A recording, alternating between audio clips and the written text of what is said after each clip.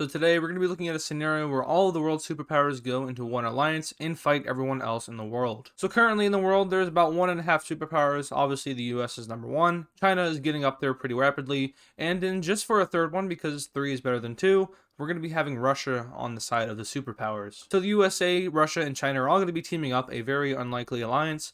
But it's going to be interesting to see how they react and go to war with every other country in the world. If you enjoy this video, make sure to leave a like on it and make sure to subscribe to the channel. Once we get to 25,000 subscribers, there's going to be something really special happening. So if you want to see that happen soon, then I suggest subscribing. And yeah, let's go ahead and get started. But before we do that, I would really appreciate it if you guys were to watch this really quick integration. So here is a word from our sponsor. Today's video is sponsored by AdizzVPN. If you don't know what a VPN is, VPNs allow your internet traffic to travel through an encrypted tunnel. This way, it protects you from spying, public Wi-Fi dangers, and hides your IP address and your online activities. Right now, Atlas is running a very good holiday deal for only $1.39 a month for 30 years, plus 3 extra months for free. If Atlas isn't for you, then there is a 30-day money-back guarantee. You can game and stream at high speeds, protect unlimited devices, block malicious links, ads, and trackers, and even save some coins while shopping online. You can set your point to countries such as the United Kingdom and view all the shows that are unavailable in your area. Another one of my favorite features that Atlas provides is the data breach monitor feature. This allows you to track any leaks of personal information such as your email address, username, and password. If you're looking for a VPN that is high quality but also cheap,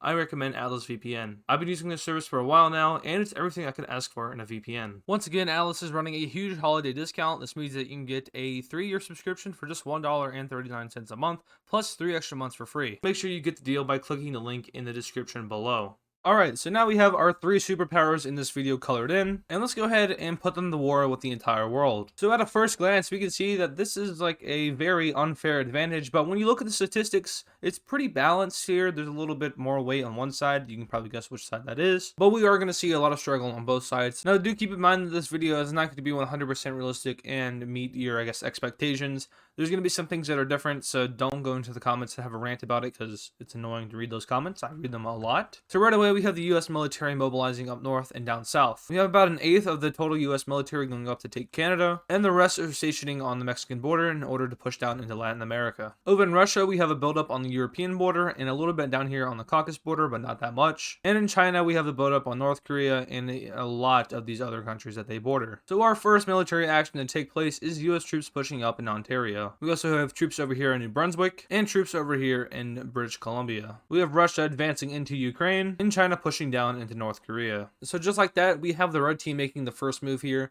We have Canada, Ukraine, and North Korea being invaded here. So yeah, this is a big deal for the red team because they're going to want to push out and capture as much as possible in the least amount of time in order to kind of set the blue team back and make it so they can't really recuperate and invade the red team. Now, I do think that the red team has a pretty good chance of winning this video, if not fighting it to a stalemate. So yeah, back over in America, we have U.S. troops pushing over and capturing Ottawa. Briefly after that, they take a little bit more of Ontario until Canada finally collapses. From here, the U.S. sends a small fleet up to Greenland in order to take the capital, which they do so very easily. And just like that, the government of Greenland surrenders. Now, this may look like a lot of change on the map because we just had 2 ginormous countries get eliminated. I don't know if Greenland you want to consider that as a country, but yeah, we just had 2 very large places be eliminated. Now, Canada, they're strong, I guess, if you want to say strong. They're average military size. But compared to the USA, they get squashed immediately. Ottawa is right off the border of New York, so they'd be able to easily take that. And then Quebec would probably want to break away, so how about America? And Canada just really isn't in a good situation when it comes to an invasion by the USA. There's no one in Greenland. Everyone in Greenland lives down here, and the U.S. took that very easily since, Greenland probably doesn't have a military at all. So just like that, those 2 places are surrendered. Now, this land up here may not 100% be under U.S. control, but since the country did surrender, then it's going to go ahead and appear as control of the USA. Over in Asia, we have Russia and China making an invasion of Mongolia. Now, this is pretty easy. Mongolia is pretty flat, so they take the capital and Mongolia falls. With that, China continues to push into North Korea until it capitulates. Now, North Korea, in theory, sounds very strong, but what are they going to do against China? Speaking of China, they're also making a push down into Laos and Vietnam. And over here, we have our first blue team member making a push, and it is India pushing into Chinese territory. We also see Pakistan helping out India here, which is something I thought I would never say, but they are now pushing into China together. We also have Turkey in the Caucasus making a small push up on the Russian front over here in the Caucasus Mountains. Meanwhile, Russia pushes into Kiev and and Kiev falls, and a little bit after that we have the fall of Ukraine. Now from here they just basically annex all of Belarus since they wouldn't really fight a war against Russia, and then we have a push into the mountainous areas of Moldova and Romania. So overall Russia has a pretty good front going for them right here. Over in the US we have the capture of Puerto Rico. Meanwhile the US starts an invasion of Mexico, pushing down into Baja California and other eastern areas over here. China now starts another huge invasion of Southeast Asia.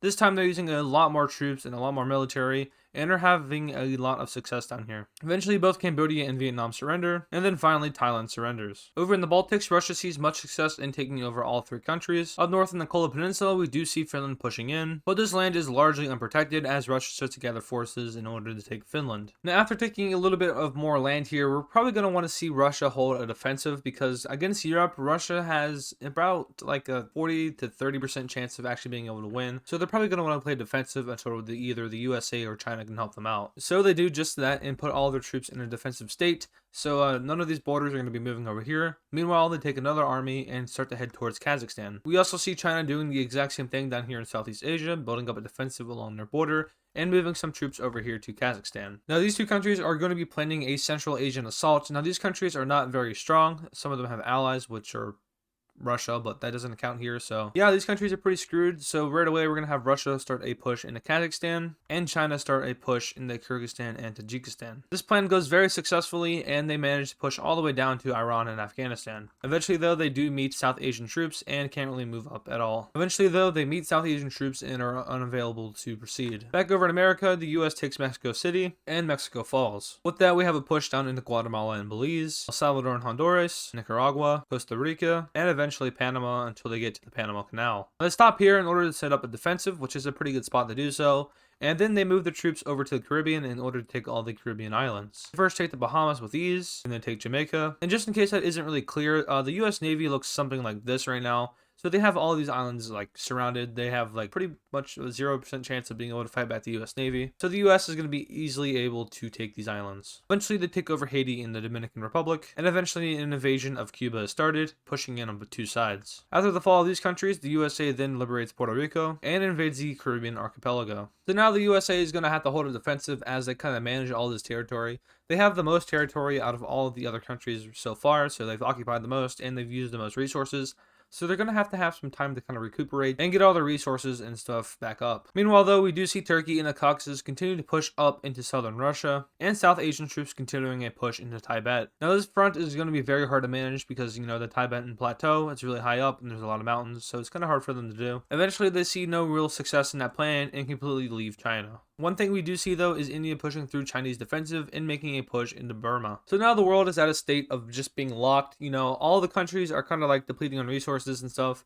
And there's no progress being made on either side. So eventually the three superpowers make a plan, and that is to get resources from the Middle East. Now the Middle East is full of oil, and these countries love oil, so they're gonna go get some. We see the navies of China and the USA meet up and start an invasion of Oman. They then push up and take the UAE, and push over and capture Yemen. From here they start a slow but successful push into Saudi Arabia, taking over lots of oil fields. After the collapse of the country, they meet up on the border of Iraq and Jordan. From here though, they do see another way they can possibly win this war, and originally they were just here to get oil, but now they see like a kind of disadvantage that the blue team has. Now that the red team has a foothold over the Arabian Peninsula, they can easily just push up and take Israel, and then possibly push up and take over Iran, which will leave South Asia stranded over here and might make it easier for the red team to push in and take it. This also cuts off Africa's supply of oil from over here in the Middle East and damages Turkey's trade with India. So while they're gathering up and planning out that assault, we have China over here pushing into Afghanistan. Now they take advantage of a very weak and unstable government and easily take over the entire country. We then see Russia push into Finland and take Helsinki, and eventually creating a new front over here in Finland. So over here in Korea, we've had some skirmishes back and forth here, but there really hasn't been much progress until eventually China gathers a very large army to push in and take Seoul. They do so in a very bloody battle and then push down the rest of the Korean peninsula. Eventually, South Korean troops are evacuated to Japan as the country falls. We then have China invading Taiwan, and then we have Russia and China creating a naval blockade on Japan, so they're kind of screwed here. Back in America, we see the US US pushing further into Panama and down into Colombia. We then see the capitulation of Finland and a small push into Poland over here in Europe. So now the red team activates their plans and starts an invasion of Israel and Iran. We have a primarily American force pushing over here and taking over Israel, and a primary Chinese force pushing up from Kuwait, and a primarily Russian force pushing down from Turkmenistan. These two meet up after capturing the Iranian capital, and a broader push is started from Afghanistan and Turkmenistan. We also see the US over here taking over Iraq and Syria, and pushing into the Sinai Peninsula. Just like that, the red team's plan has worked, but there's going to be some repercussions to this because you can't really have success without some kind of like negative effect. So that negative effect will be Russia losing some ground over here in Europe, so we have the blue team pushing back and into Ukraine, Moldova, and Poland. And we also see India take pretty much all of Burma and starting a small push into southern China. So right now, taking a look at all these superpowers, we have the USA doing the best. Now that's probably given because they are like the only superpower in the world.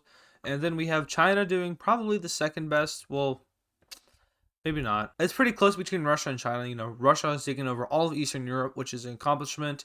And then we have China that's taking over all of Southeast Asia, the Korean Peninsula, and a little bit of Central Asia, which is also an accomplishment. So now the red team is going to focus on the Middle East over here and just kind of wipe out this area in order to control more land and kind of have more control of the situation. So at first we have Russia taking back their Caucasus claims, and then we have all sides pushing over here into Turkey and the surrounding countries. We then have a push down and a capitulation of Iran, and a tiny push into Pakistan. We then see the fall of Turkey and Istanbul, and the capturing of Cyprus. So now the red team has a big chunk of the world under their hands. So all the Middle East and Central Asia are under red team control. All of North America is under red team control, and all of Eastern Europe is under red team control. They're doing very good here, but they are probably going to run into a stalemate sooner or later. This is just because it is a lot of land that they have to occupy. Not only do they have to occupy it, but they also have to keep expanding, so it's going to be really hard for them to maintain all of this. In order to kind of summarize the stalemate here, we have the red team pushing up into Bulgaria and Greece, and eventually meeting up with the front in Eastern Europe. This front is then expanded over even further into Europe until it is eventually stopped at a stalemate. So jumping ahead into the future and viewing the stalemates, this is as far as the red team is going to get until they eventually call peace. We can see that North America here has been completely captured, as well as North and South America. We have Russia expanding a little bit more into Eastern Europe and taking over a little bit of Norway up here. We have a small invasion of Egypt, but this is a very unstable front for the red team and is most likely going to be pushed back by Africa. We have literally no movement on the Indian subcontinent border. Now this is a evenly matched fight right here. There's no progress on either side, and they're just wearing each other down. Speaking of wearing each other down, we have China pushing out India from their territory, but once again making no progress over here in Burma. And we have a little bit of Malaysia taking over by China. But other than that, this is going to be a stalemate of a war. Now you might argue that the USA, China, and Russia would be able to expand further, and I'd be willing to accept that argument because I think it's possible, but it's going to take a lot, and I mean a lot of time. You could also argue that the blue team would be able to push back and win, and I also would accept that opinion because, you know, these countries are going to eventually run out of manpower and resources, and there's not going to be any occupied territories for them to kind of like steal people from because they would rebel, they wouldn't really listen to their commanders and stuff like that. So yeah, I would also accept that argument. But I think it would be sensible for both sides to just call it a stalemate and take what they've got and take what they can get, and just end it here. So I'm going to do just that and end it here. I'm not going to draw any borders because it would be pretty simple. They would just annex their current claims. If you guys enjoyed this video, just tell me in the comments because, you know, I read through pretty much a lot of the comments. And also make sure to leave a like on this video because that lets me know, like, if a lot of people like this video, then I should do something similar to it. If a lot of people didn't like this video, then I probably should stay away from that kind of topic. And most importantly, make sure to subscribe to the channel because like I said in the beginning, there's something special planned for 25,000 subscribers and it's going to be pretty big for the channel. If you have anyone that's interested in geography and doesn't already know about my channel, then just go ahead and share it with them and they might find interest in these kind of videos. But once again, the golden number to hit is 25,000 subscribers. Now talking a little bit about a more recent event, we hit 20,000 subscribers. So I might have made my own little plaque. Now that's just because YouTube doesn't really represent smaller creators that often.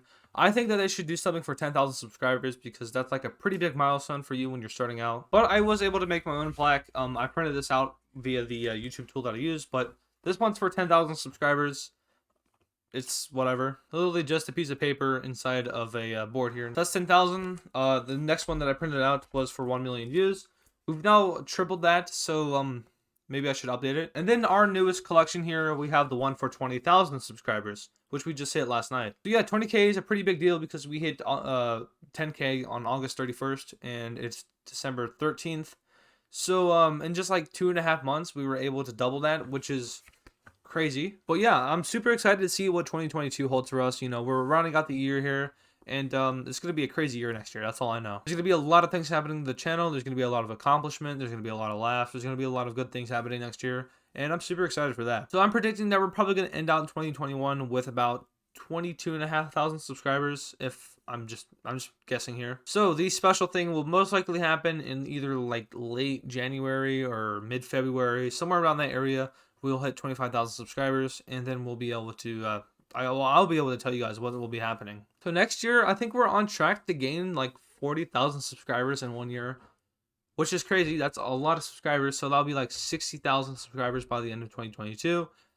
Personally, I'm not going to set my goals that high because, you know, you can't set your goals too high or you'll never reach them or something like that. I don't know. Then again, my goals for this year were like 2,000 subscribers. So yeah, can't really say that much. Anyway, there'll be a video next year stating like our goals for the channel and stuff like that. I'll go over all of that in 2022. It'll probably be like one of the first few videos. So if you're interested in that kind of stuff, then it'll be there. Once again, thank you guys for watching. Make sure to subscribe, and I'll see you guys in the next video.